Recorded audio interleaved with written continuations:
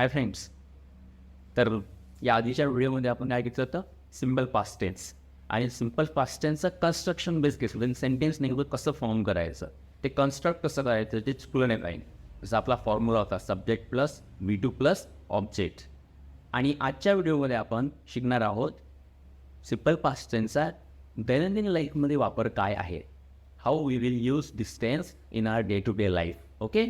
आणि त्यानंतर दुसरा फरक मी तुम्हाला या आधीच्या व्हिडिओमध्ये सांगितला होता की प्रेझेंट परफेक्ट टेन्स आणि सिम्पल पास्ट टेन्स याच्यामध्ये काय फरक आहे. दोन्ही टेन्स पास्ट ॲक्शन एक्सप्रेस करतात, पण थोडा फरक आहे. तो फरक तुम्हाला प्रेझेंट परफेक्ट टेन्समध्ये सांगितला होता मी. प्रेझेंट परफेक्ट टेन्समध्ये काय म्हटलं, एखादी घटना जर आत्ताच घडली, जस्ट घडली म्हणून म्हणतो ना. प्रेझेंट परफेक्ट टेन्समध्ये आपण काय शिकलो होतो, आपण शिकलो होतो की एखादी घटना नुकताच घडली, just happen. My friend has just come. माझा मित्र आत्ताच आला. He has just gone out. तो आत्ताच गेला. She has just completed her work. अशा पद्धतीने एखादी घटना नेमकी आत्ताच घडली अशा वेळेस, आणि जिथे आपल्याला टाईम रेफरन्स द्यायचा नाही आहे, इथे आपल्याला टाईम रेफरन्स द्यायचा नाही आहे. त्यानंतर एक रिव्हिजन म्हणून सांगितलं तुम्हाला की एखादी घटना भूतकाळात घडली आणि तिचे परिणाम प्रेझेंटमध्ये अशा वेळेस जाऊन प्रेझेंट परफेक्ट वापरत होतो. मग आता सिम्पल पास्ट टेन्स आपल्याला नेमक्या लाईफमध्ये कुठे वापरायचं आहे, तर ते आपण बघणार आहोत. थोडं लक्ष द्यायचं, तुमच्या लक्षात येईल. बघा, use this tense to talk about things that happen at a definite time in the past. म्हणजे एका विशिष्ट वेळी, विशिष्ट पक्क्या वेळी आपल्याला ती वेळ माहिती आहे की यावेळी ही घटना घडली, अशा वेळेस या टेन्सचा वापर होतो. आणि अशा वेळेस या रूलनुसार, जसं for example yesterday, last week, last month, in 2002, अशा प्रकारचे टाईम रेफरन्स आपण इथे देऊ शकतो. आणि याचं एक उदाहरण मी तुम्हाला दिलं होतं की शी हॅज कम्प्लिटेड हर वर्क. तिने तिचं काम पूर्ण केलं आहे किंवा केलं, प्रेझेंट परफेक्ट टेन्स म्हणलं. पण शी कम्प्लिटेड हर वर्क, शी कम्प्लिटेड हर वर्क एस्टरडे. आपण इथे काय दिला, टाईम रेफरन्स. तिने तिचं काम काल पूर्ण केलं. आणि प्रेझेंट परफेक्ट टेन्समध्ये आपण तेवढा टाईम रेफरन्स दिलेला नाही. आणि प्रेझेंट परफेक्ट टेन्समध्ये आपल्याला टाईम रेफरन्स कोणत्या शब्दांनी द्यायचा होता, फॉर आणि सिन्स. त्यामध्ये आहे ते तुम्हाला कन्फ्यूज करायचं तुम्ही सांगितलं. पण नेमकं प्रेझेंट परफेक्ट टेन्समध्ये सिन्स आणि फॉरने टाईम रेफरन्स दिला जातो. पण इथे डायरेक्ट घेऊ शकतो आहोत या डेफिनेशनमध्ये. Yesterday I went to my friend असं नाही होत. Yesterday I have gone to my friend असं म्हणू शकत नाही. अर्थ I have gone to my friend, मी माझ्या मित्राकडे गेलो आहे आणि मी माझ्या मित्राकडे गेलो होतो, हा फरक आहे. आता त्यातलाही फरक सांगतो. ते डेफिनेशनमध्ये आधी दोन उदाहरणं समजून घ्या, तुमच्या लक्षात येईल. Raju phone me and hour ago. एका तासापूर्वी मला राजूने फोन लावला. Raju phone me and hour ago. त्यानंतर second sentence, I pass the driving test 2 months ago. I pass the driving test 2 months एगो. 2 महिन्याआधी मी ड्रायव्हिंग टेस्ट पास केली होती. बरोबर आहे. इथे काय म्हटलं आहे, Raju phone me and hour एगो. राजूने मला फोन केला होता किंवा केला, केव्हा केला, तासासाठी, एका तासाआधी. हे झाले दोन उदाहरण. आता तुम्हाला आणखी सोपा डिफरन्स सांगतो. कन्फ्यूज जर तुम्ही होत असाल डेफिनेशनमध्ये प्रेझेंट परफेक्ट टेन्सच्या आणि सिम्पल पास्ट टेन्सच्या, तर एक गोष्ट लक्षात ठेवायची. एक उदाहरण देतो की my friend has gone to Mumbai. काय म्हटलं मी, my friend has gone to Mumbai. माझा मित्र मुंबईला गेला आहे. परत आला का, नाही, तो अजूनही मुंबईतच आहे, पण त्याची जाण्याची क्रिया झाली आहे. पण मी असं म्हटलं, माय फ्रेंड वेंट टू मुंबई. माझा मित्र मुंबईला गेला होता म्हणजे तो मुंबईत परत आला. हा फरक आहे. तेवढ्या या दोन उदाहरण तुमच्या लक्षात आलं असेल. त्यानंतरची डेफिनेशन बघा. We use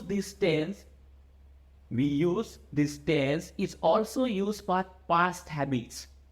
जसं आपण सिम्पल प्रेझेंट टेन्समध्ये हॅबिच्युअल ॲक्शन घेतल्या होत्या. कोणती दैनंदिन क्रिया आपण जी करतो, जी आपल्या दैनंदिन सवयीचा भाग आहे. I always get up early in the morning, go to the bathroom, sprinkle some water on my face, then I get fresh, then I get ready for school. ह्या आपल्या रोजच्या दैनंदिन गोष्टी आहेत, त्यालाच हॅबिच्युअल ॲक्शन म्हणतात. पास्टमध्ये पण तशा असतात. पास्टमध्ये थोड्या वेगळ्या पद्धतीने, पास्टमध्ये सुद्धा आपण हॅबिच्युअल ॲक्शन एक्सप्रेस करू शकतो. पास्ट बघा, we use this tense is also use for past habits. बघा इथे एक उदाहरण दिलं आहे. He studied many hours every day.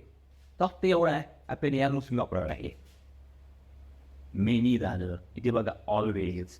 He study many hours every day. तो तासोन तास अभ्यास करायचा. आता करतो का?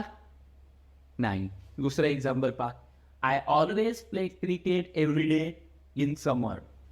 मी उन्हाळ्यामध्ये नेहमी रोज क्रिकेट खेळायचो. ही काय आपली पास्ट हॅबिट आहे, भूतकाळातल्या आपल्या सवयी आहे. किंवा I always play cricket every day in समर असं पण चालते. असं जरी म्हटलंच आहे, एव्हरी डे मागे पुढे झाला तरी काही फरक नाही पडत. I always play cricket in summer every day किंवा I always play cricket every day in summer अशा पद्धतीने पण चालते. आणि दुसरा डिफरन्स हा सांगतो की ॲम्युच्युअल ॲक्शन कशी आहे, भूतकाळातल्या आपल्या ज्या सवयी आहेत ते सांगण्यासाठी. जसं आपण इथे पास्ट टेन्सचा वापर केला, हा एक मुख्य पॉईंट आहे. इथे घ्यावं लागेल आपल्याला. इथे use to. He use to study many hours every day. तो अभ्यास करायचा, तासून तास अभ्यास करायचा. तर इथे आय ऑलवेज यूज टू इथे लिहू. I always use to play cricket every day in summer. मी क्रिकेट खेळायचो. आणखी याच्यामध्ये तुम्ही यूज म्हणजे बघा, इथे तुम्ही यूज टूच्या खाली वूड पण वापरू शकता. Wood. he would study many hours. He would study. आता फक्त एवढी इथं हा जो टेन्स आहे आपला इथं यूज टू स्टडी, इथे पास्ट टेन्स आहे, V2 आहे. आता V2चं इथे V1 होऊन जाईल. फक्त हे लक्षात ठेवायचं, जेव्हा तुम्ही यूज टू वापरता किंवा वूड वापरतात तेव्हा इथे V2चा V1 होईल. आणि इथे पण तसं प्लेचं प्ले होईल. प्ले जेव्हा तुम्ही यूज टू वापरा, हा यूज टू जेव्हा वापराल तुम्ही यूज टू किंवा वूड हे जेव्हा वापराल तेव्हा V2चा V1 होऊन जाईल. एवढं लक्षात ठेवायचं तुम्हाला.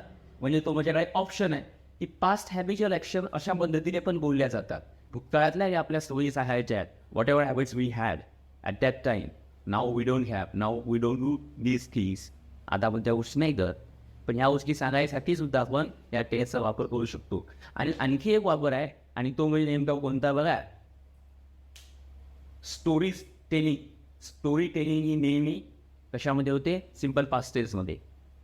We use this tense to tell a story also. कशा पद्धतीनं, once upon a time there was a king. He lived in Maharashtra, name Chhatrapati Shivaji Maharaj, and he ruled all over the nation after long time. अशा पद्धतीने स्टोरीसुद्धा या टेन्समध्ये सांगितल्या जाते. तो एक नियम आहे की त्याच्यामध्ये पास्ट टेन्समध्ये जनरली बघा, तुम्ही पुस्तकामध्ये वाचलं असेल, जनरली ज्या स्टोरीज असतात आपल्या टेक्स्टबुकमध्ये सुद्धा, त्यासुद्धा पास्ट टेन्समध्ये असतात जनरली. काही सेंटेन्स असतात त्यामध्ये जे तुम्हाला लाईव्हलीनेस दाखवण्यासाठी सिम्पल प्रेझेंट टेन्स त्यामध्ये वापरला जातो. पण नेमकी ही स्टोरीसुद्धा simple present tense simple past टेन्समध्ये सांगतात असं मला वाटते. आणि हा जो डिफरन्स आहे हा नेमका खरंच समजून घ्या. If you don't understand that, just you start practicing. बघा, जेवढं तुम्ही प्रॅक्टिस कराल तेवढं तुम्हाला आहे, otherwise there is no way. म्हणून नाही का नेहमी हे कशासाठी आहे माहीत आहे, हे सर्व बेस जो आपण शिकत आहे. प्रॅक्टिस तर नंतर घेऊ, टेल्स आपले जस्ट संपले, त्यानंतर स्पीकिंग प्रॅक्टिस कशी करायची ते पण व्हिडिओ घेऊ आपण. पण त्याआधी हा बेस तुमच्या लक्षात यावं. नाही झालं तुम्ही एक दोन सेंटेन्स तर बोलणार किंवा थोडंफार कन्स्ट्रक्शन करणार, रायटिंग प्रॅक्टिस करणार, त्यासाठी हे आवश्यक आहे. ओके, व्हिडिओ जर आवडला असेल तर लाईक करा, शेअर करा. थँक्यू.